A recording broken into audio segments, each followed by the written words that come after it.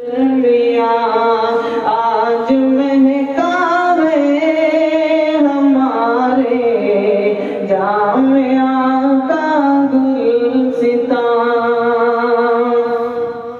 आपको हासिल है निस्बत हजरत हसन की, नात कोई की सादत है अता रहमान की,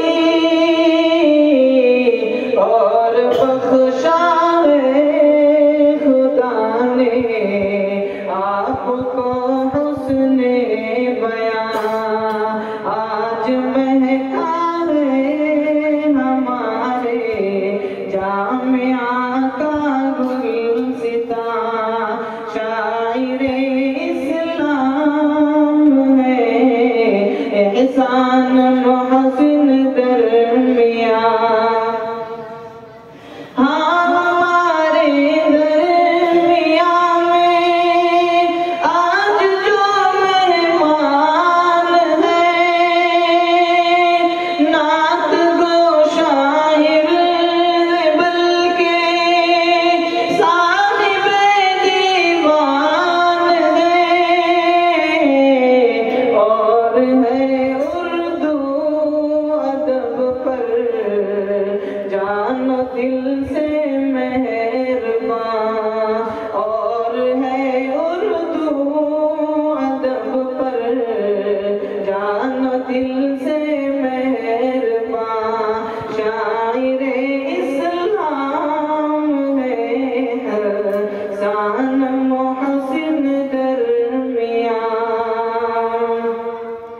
शेख मुफ्ती मुज़फ़्फ़र के मंजूर नज़र, हज़रत सालिम के काबिल एक रूहानी पिसर।